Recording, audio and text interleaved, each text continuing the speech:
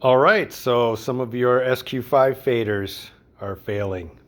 They're sticking or not moving, which is what happened to me after maybe 50 uses on this console that I bought last year. I don't know about the history before I bought it, but it was in excellent shape, almost new looking when I got it, so it certainly couldn't have had too much wear. Of course, one bad thing could cause a problem. And first, I just want to start out by saying that I believe that the failure was caused by me having my hand on the board. I was resting my hand on the board, one hand, this one, sorry, and I went and switched layers, and I remember my hand holding it up and it going, eh.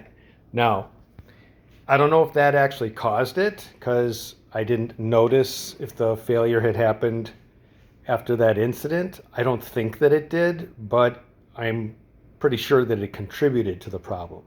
I still don't know exactly what's causing the failure, and I'm going to find out once I put these new ones in whether it's electronic or mechanical. My belief is that inside this belt, that some of my teeth got eaten out from me having my hand on there and the fader not being able to move, and it's trying to drive it. So there seems to be slack on there, which I assume is to make up for stuff like that happens. But anyways, results later. But the purpose of this video is something that I thought of just the other night. And what I was thinking was that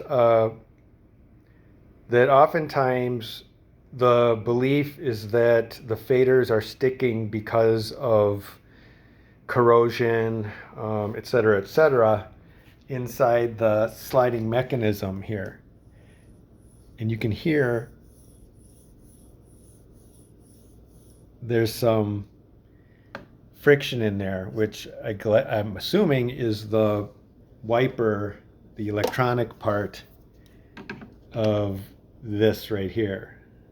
I think that's how the potentiometer works, is it reads how far it is by its contact point on that.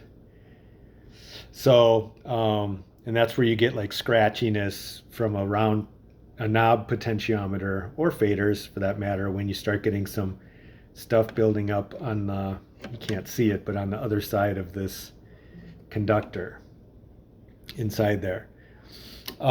So the fix for that kind of thing, of course, is to get some deoxit or whatever and try to remove that material that's in there.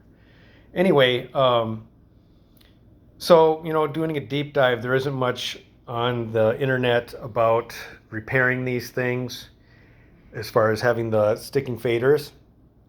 And there's a couple of videos where the person is lubricating or using the cleaner and spraying it inside here, and whatever. And I've talked to some people who have their methods of how they do it, etc. But I started thinking about the what's happening when you just stick the spray nozzle down in there and just blindly spray. What'll happen is you're actually just spraying onto the belt. Okay, so the belt is actually right underneath the fader itself. So if you just randomly stick it in there, you're basically spraying the belt and lubricating the belt. And oftentimes some of those deoxit type things have a cleaning agent that might dry the rubber and cause it to crack and fail prematurely. So I was thinking, oh my God, like these guys are telling people to just spray in there. And if you don't know exactly what you're spraying into in the slot, you could just be lubricating your, you could even be lubricating, if you're in the top and the bottom, this pulley or the teeth down here. So this video is about, do not spray anything into your faders unless you know exactly where the spray is going. And therefore, if you are going to lubricate, I suggest that you actually open it up and go in and apply the lubricant or the cleaner directly where it needs to be, fader by fader.